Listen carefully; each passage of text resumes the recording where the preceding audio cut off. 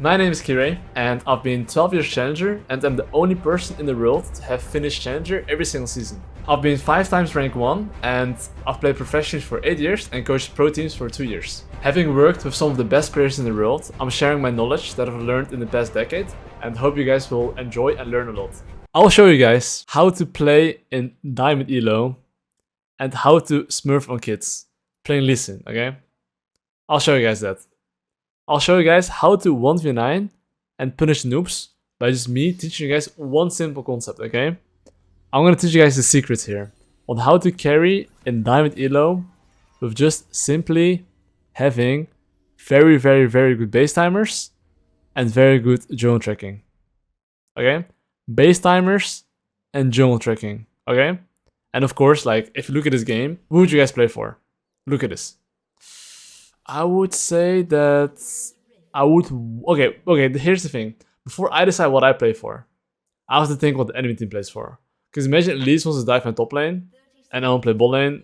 Well, then I have to ask myself, do I want to cover my top lane, or do I want to play bot lane? What's more worth? So looking at this game, I would say that I could kill the enemy bot lane, but if Elise is bot side, I'll probably not be able to kill him, right? So essentially, I'm having a defensive mindset, because I do think the bot lane should be able to win, so I'm not going to go aggressive. So there will be laners that are basically losing, but even though they're losing, you shouldn't neglect them. Does it make sense? So I'm gonna mute the chat. I'll answer the questions after the game, but I'll explain to you guys like how to smurf on little weasels in Diamond. Because I'll show you guys, like, even when the lane is losing, you can always win by knowing how to play with losing lane states. And this is usually how I can carry even high elo lobby games. And this works the same for low elo, okay? So essentially what you want to be doing is like, okay, first identify what he wants to do, right, Elise? Honestly, I have no clue what the fuck he wants to do. So I will look to path bot side here. So there's one thing I'm going to do here. I will just take 3 topside camps, base, buy a longsword, and go bot side. So here's the thing low elo as well, okay? Is that very often, people usually are going to go for a gank. So what does it mean for you? This means that hopefully you are tracking properly what he can do. Because if you don't do that right, and let's say that you are not tracking properly what he can do and he gets kills, that's going to make it harder for you to carry, right? So essentially, once I'm finishing 3 camps, and I don't know, look, right now I literally have no idea where to start, right? Like, actually, I have actually no idea, okay? But I look at wave state. Which lane can he gank? Top lane. Mid lane. Bot lane. He can every single lane. Or he can like maybe dive bot lane, right? So essentially I'm just pinging every single lane, so because of that, my top lane warded. Because that, hopefully my mid lane is not gonna jump in like an ape. And here, okay, here's the thing. Now you ping a lane in your face. Hope he survives. E flash. Oof. Okay, does he survive this? Does he not survive this?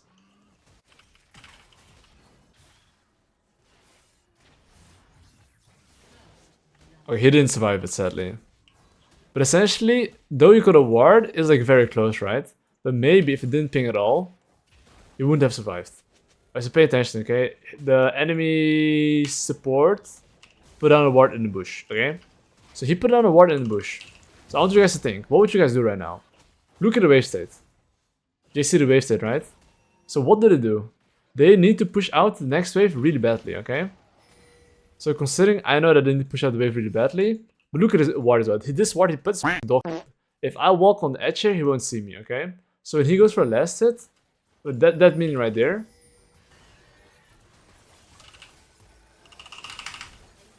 I went for the gank. So why did I go for the gank when he went for that minion? Because that's the timing. He's not looking minimap and he's very tunneled on the minion. So even though he's a ward or sees me, he actually doesn't see me. Doesn't make sense? But same thing here. Look at this wave. No laner in the world is gonna base when the wave's like this. So I just wait for the Ziggs to base and TP back.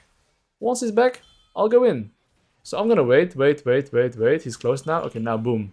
Now I don't have to wait till they go for last hit. Why? Because they're already in danger range. So what is in danger range? Danger range basically means like when they're very deep. So this guy probably has flash, right? I was gonna hold my Q. He'll probably flash my Q if he's good. It's not good. Okay, perfect. Okay. Really crucial thing right now. Tempo. What can Elise do? I just got mid kill, I just got bot kill, okay? So essentially, you have to ask yourself, are my laners fine? I saw this mid lane wave, and that's why I didn't base. Because I want to make sure that I can cover his lane here and make sure he gets to farm. So I'm going to help him here. So here. Another kill. So why did I go mid lane here? Because like essentially after I got a kill, I was thinking, okay, he has only probably like one play to do something. So I'm literally looking at every single lane. I'm looking at their wave states and I'm identifying what options he has. If that hit, I would have went for him, by the way. Q in 2 seconds. Okay, but this is like a fast play. Does it make sense? Okay, like we should really base here. So essentially, key thing here. Like now, Elise is monster tempo. What can he do with his monster tempo? Guess what? He can only go bot lane. So what do? I ping my laners to be mindful that Elise can be bot lane, so they don't make some interesting decision. And I look at the wave state. So after I got so many kills, I want to stabilize the game. So what does stabilizing the game means? This means that if any lane is like bad-ish, I'll just think what Elise can do, and if he can be around the side and he can potentially kill my laners, I'll ping my laners to play safe and wait till I'm there. So even though my top side camps are up, I look at bot lane wave state. It's slow pushing, right? And because it's slow pushing, and because I know Elise can be around, I am actually hovering bot side here.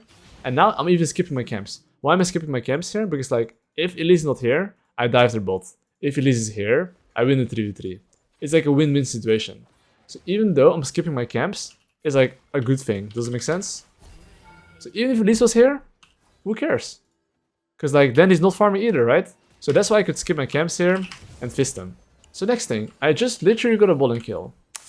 What does this mean? Well, I have to identify my item. Okay, I literally got my item. My rel is based. So I will get my little item here. And after I get my item here, I will look to basically ping my top lane to play safe. And pay attention. The moment my top lane is getting ganked, I'm actually pinging in his face. You should never ping in the river. Always ping in people's faces. Because if they're fighting, they actually don't see the pings, by the way. I can promise you that. Okay? So ping them in their faces. So essentially right here, as you can see, I just got a bot lane kill. So at least technically can go mid lane. And I cannot match it. Okay, I can match it, but the thing is that technically my Nafiri can play safe, right? If he plays safe, he should on paper not die. If he dies, that's on him. But I will never ever jeopardize my own farm to help my laners when they're actually fine. Does it make sense? Like he can literally play safe and farm Q from Narnia. So when he does this and he knows Elise is around and he dies, that's on him and that's life, you know? You should not ignore your farm. So right now you can see that I'm taking my little raptors. And after the raptors, I'm just hovering mid lane here. So you might wonder why I'm hovering mid lane here, because like think from this perspective. I have literally free time. If Katrina jumps in or releases here, then I'm around, right? So okay, we saw Elise around mid lane here, okay? And here's the thing, I'm going straight bot lane. So you might wonder why am I going straight bot lane, because here's the thing. My bot lane has wave control. And what does wave control mean? Wave control usually means that they get to crash the wave. And if he's alone in the tower, you can dive them. So what am I doing here? I'm walking behind here. And I'm saying hello. I just kick him in the balls. And I jump out. So now I ping, careful. Perfect, okay. So right now I'm just gonna take the Krabby Patty here. So I'll take the Krabby Patty and then I will basically look to identify the next objective. So okay, here's the thing. My mid lane just died. And Katrina is a greedy dog. In very low elo in general, when they see a plating, they're usually gonna go for it. Why is that? It's like human nature in low elo. So they will usually greed almost always. And they're like weasels, you know? So like, oh, that was pretty good, bro. That's actually pretty clutch. But okay, so right now I'm gonna move towards my boy here. Almost saved him. Okay, key thing here. I have 1.3k gold. My bot lane probably needs the base. So instead of doing Drake here, I'm taking my camps. You might wonder, why am I doing that? Because like, essentially, if I take Drake and then take my camps, I can't pressure together with my laners. And that is bad. So why is it bad? Because like, if you're winning laners, why should your laners play safe? So I have a lot of gold here, so instead of even taking my wolves, I'm like low-key sinking my base. So let's say if there's a fight, right, I'm actually ready for the fights and I can skip my camps if needed. But let's say that there's no fight, then I take my camps, right? So right now if you look at the situation, Bot lane wave, okay, you see the bot lane wave is bouncing towards my bot lane. If it's like very last in this wave, and he can't crash to the next one, or like let's say my bot lane is gonna freeze the wave here, his wave is gonna be cooked. So you see his wave right now, and now I'm deciding to ignore my camps because his wave is cooked, he probably no wards, and he's gonna die. And the lead is topside. So this is worth to skip my camps for because like usually this is the timing where laners are extremely greedy. So even right here they won't do the Drake, but in my opinion, this is my rulebook. If you can get the kill, take the kill. And after the kill, he probably didn't even see the Q. Then you can take the Drake. And here as well, if your lanes are coming close, don't use a skill shot. Just wait a bit, slow him. Like. So even if a grandpa like me can't win in this elo because my decision making is better, what can you guys do? Like I'm. Oh. Dude, okay. Trust me, I really want to jump in there, but I didn't. It's called discipline, okay? Like, basically, I'm just very aware of, like, when I can gank and when I can't gank. But I'm not even kidding. I think every single gank I did this game, I probably succeeded. I literally think I didn't fail one single gank out of the 12 ganks that I did. And why is that? Because I understand very well when I should gank and when I should farm. And the timing of ganks and execution.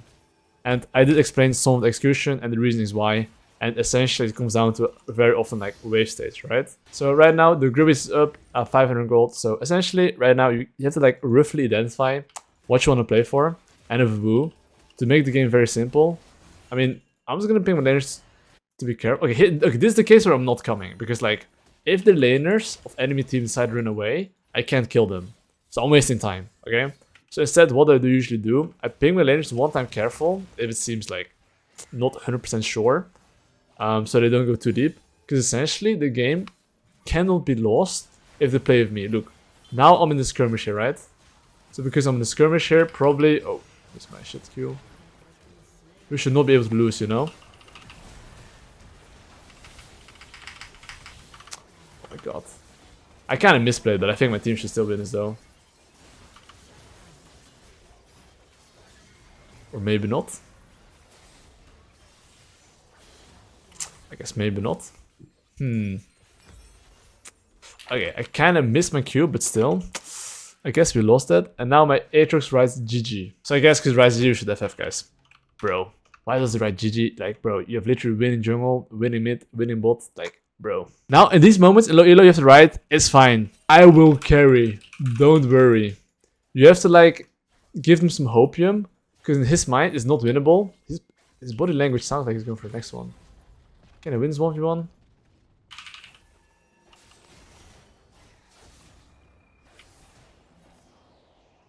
Mamma mia, man.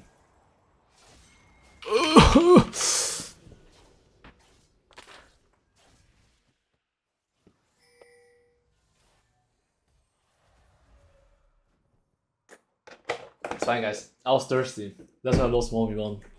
Grandine is unstoppable. My bad there. Okay, guys. So if you happen to be unskilled like me, okay, as you can see, I'm like really not good mechanically. I'm like extremely boosted. However, I can still win this game and make it very simple. So how can I make this game very simple? Press tab, play with the laners that are strong, and try to save your team's mental, you know? Because like right now, my team's mental is like on the verge of FFing, even though we're in a very good game state. So in these situations in Diamond, it's like a monster elo. You need to like assure your team and say my bad, sorry.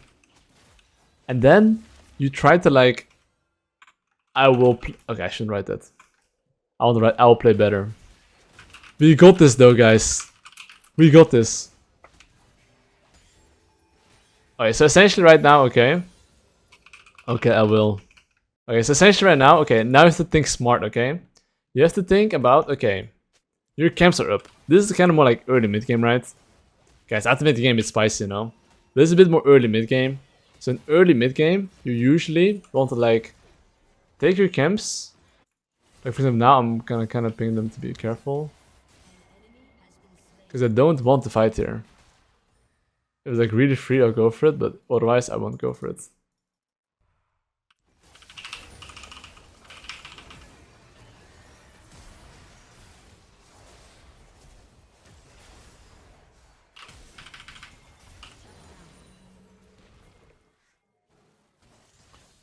Okay.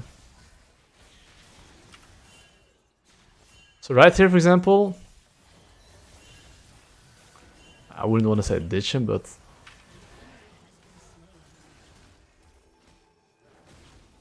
okay, not too shabby, not too shabby. So here we're taking mid tower here, and I'm gonna look for a base here. This is actually not worth it.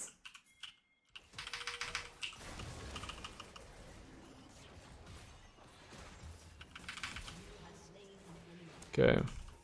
You could see it's not worth it judging from his movement. Anyway, key thing here, okay? Drakes in 30 seconds. What does this mean? Usually, right before Drakes, this is super important, guys, listen up. Usually this is like a general rule that I have. 1 minute before the Drake, there's always an inter. Whether it's an enemy team or your team. But like, one thing you should really be doing is like, look at your laners and see who's potentially in danger. Because like, essentially right now, I want to play for this Drake. And a Furious teleport, so it should be fine. So on this wave that's there, I want to contest. Which also means that if I want to contest this mid lane wave, they can only make a play on top or bot. So as long as my side lanes are not going like too deep and they don't die, I should be able to get a free Drake. So right now we're going to push one mid lane wave. I'm going to do Drake, and I'm pinging him to be careful. Because I know that if you push mid here, start Drake, we get free Drake, there's no need to take any risk, right?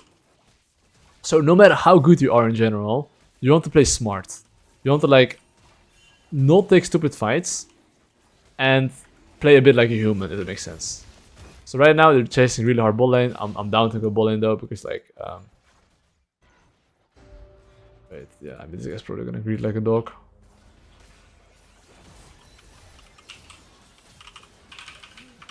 Where the fuck's my team, by the way?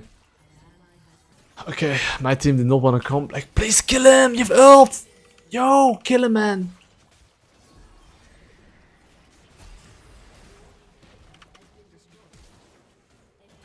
Thank you. It was not that difficult. Wait. Wait, what? Wait, what's going on? Our base is exploding, guys.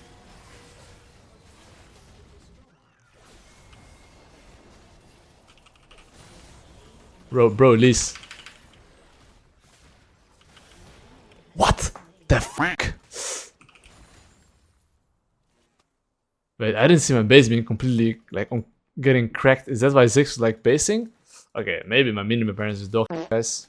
Can I look for a backdoor? Well, maybe. Okay, but honestly, I do think that that play there should have been like a lot faster as well.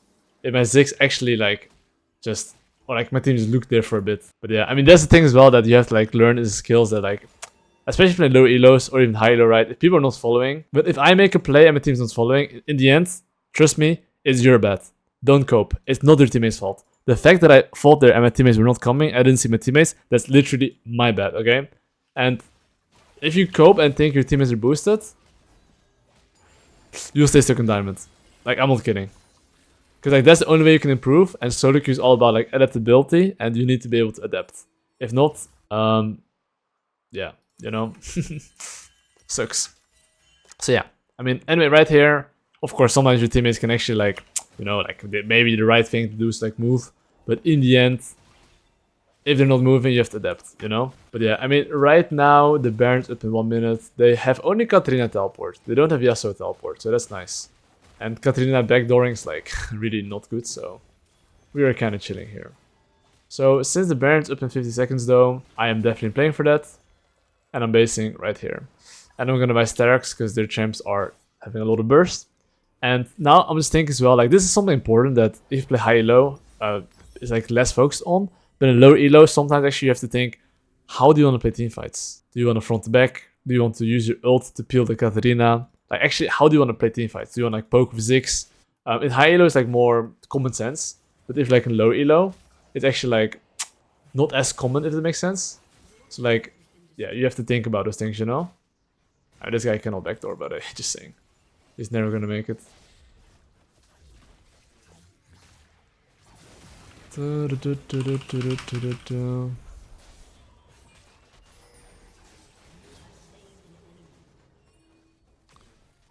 But yeah. Now we can probably look to the Baron. But now the things that we can defend. Alright guys, those 10 subs are pretty like juicy right now, you know, like It's like spicy.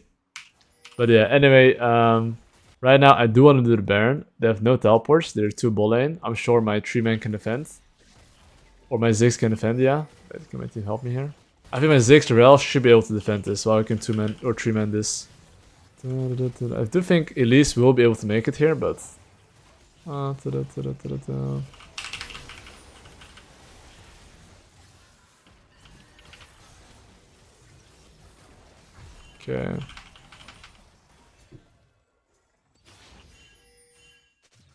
Okay. So yeah, Smolder's bot, they're showing 4 mid, so obviously I do want to fight on mid lane. If they're ever going to be walking up, I should not chase the guy on bot lane. Okay, there's like...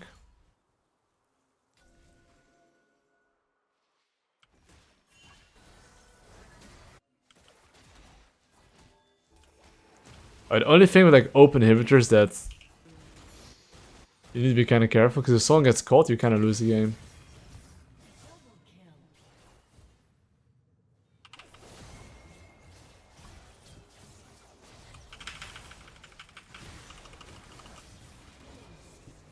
Bro, why is this game so fucking difficult, man? But yeah, anyway, we should look to break open some towers, I think, because we're Baron, you know? And Katarina TP is like absolute dog. So we should get mid lane tower right here at the very least. Like we should at least get top and mid tower here. Oh, what? He stole the Drake, bro.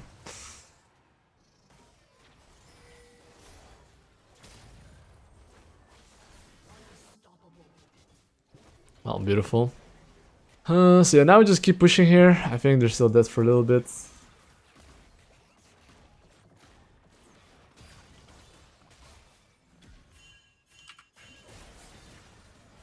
If these guys look to, you know, do something funny. We are chilling here. Okay, so here's the thing. Our inhibitor is back up. So we're just gonna back off here and wait till we're all grouped. So... I mean, top tower is available, and I do think the only win condition is legit like Yasuo, like trying to split push or some shit, like backdooring, because I think team fights, he's still not gonna do anything. Because I've identified in team fights, I'm just kicking away the Katarina or one-shotting Yasuo, right? And what I want to do before a team fight is like my Ziggs poking them. That's how I want to play team fights ideally, right? That's something you should think about. Because very often, people in lower elo just like fight for fun, but you should have like a bigger picture on how to fight. Okay, so right now I'm just gonna hover mid lane here. Katarina's dead. So I do think we can probably use the next wave to siege.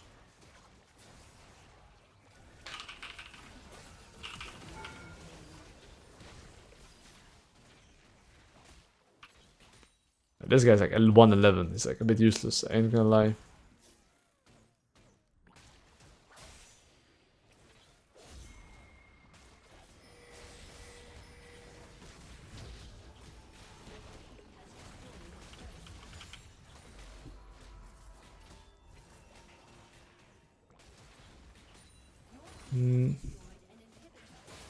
And now we just back off. Now we get top tower, and here's the thing, slow but steady, you know what I mean? Slow and also I wouldn't be surprised if you like randomly just get caught and just lose the game, so you have to pay like extra attention that we don't fight for fun here. Okay, so right now the Baron's up in 2 minutes, right? So since Baron's up in 2 minutes, I would say that I would love to play for the Baron. However, like how do you play for the Baron here? In lower elos? Because the thing is that often people in lower elo tell me, oh, pings don't really work.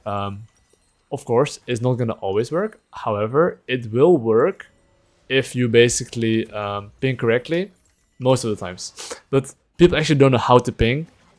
And even with coach people actually have no idea how to like ping. So right now I was explaining you guys how to ping in lower elo. This works the same for high elo, by the way. It actually doesn't matter.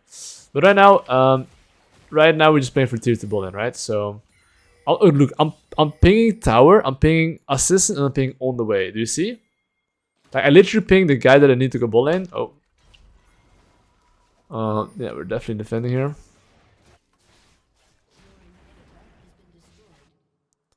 I mean, Elise is trolling here. He's just dying, right? But like, maybe we can kill Yasuo here too.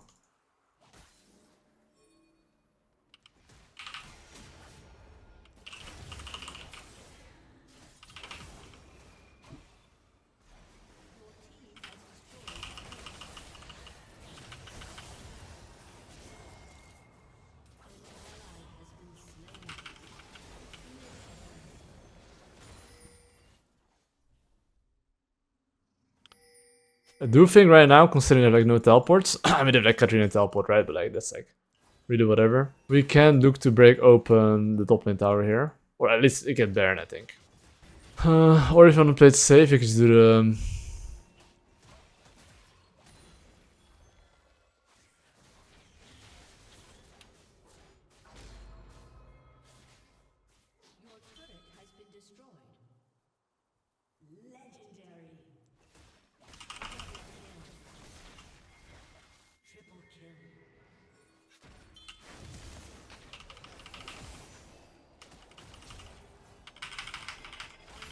I swear, I feel like such a grandpa.